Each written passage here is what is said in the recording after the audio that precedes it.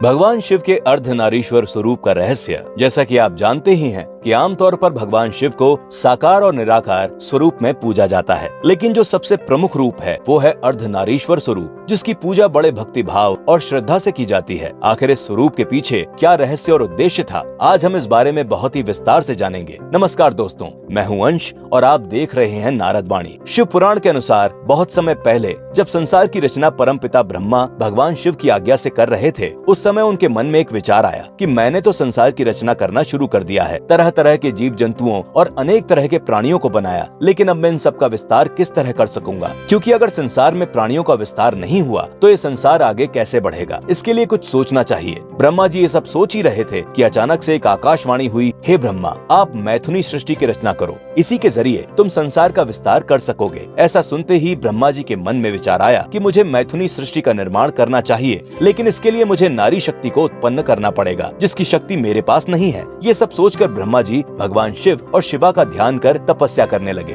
ब्रह्मा जी के तपस्या से खुश होकर भगवान शिव अपने अर्धनारीश्वर स्वरूप में प्रकट हुए। उन्हें स्वरूप में देखकर ब्रह्मा जी बहुत खुश हुए और उन्हें प्रणाम किया। अर्धनारीश्वर स्वरूप भगवान शिव ने ब्रह्मा जी से कहा, हे ब्रह्मदेव, हम तुम्हारी तपस्या से बहुत खुश हैं और हम तुम्हारी तपस्या करने के उद्देश्य को बहुत अच्छे से जान चुके हैं, जो कि संसार के लिए बहुत ही लाभदायक होगा। ऐसा कहते ही भगवान शिव ने अपने शरीर के आधे भाग से देवी आदिशक्ति शिवा को अलग कर दिया। उस शक्ति शिवा को देखकर ब्रह्मा जी ने कहा, हे माता, इस सृष्टि की शुरुआत में शिव आज्ञा से मैंने बहुत से प्राणियों की रचना तो की, लेकिन बार बार रचना करने पर भी मैं उनकी वृद्धि न कर सका। और दूसरी बात, नारी कुल की रचना करना मेरी शक्ति से बाहर है। आप तो नारी शक्ति का मुख्य स्रोत हैं, इसीलिए मैं आपसे प्रार्थना करता हूँ कि मुझे नारी कुल उत्पन्न करने की शक्ति दीजिए, जिससे मेरे बनाए संसार में वृद्धि हो सके। साथ ही मैं एक और वरदान आपसे चाहता हूँ, इस संसार की वृद्धि के लिए आप मेरे पुत्र दक्ष की पुत्री के रूप में इस धरती पर अवतार लीजिए। ये सब सुनने के बाद महाशक्ति शिवा ने तथास्तु कहकर वह शक्ति ब्रह्मा जी को वरदान में दी और फिर अपनी भौं के बीच से अपनी ही तरह एक शक्ति की रचना की,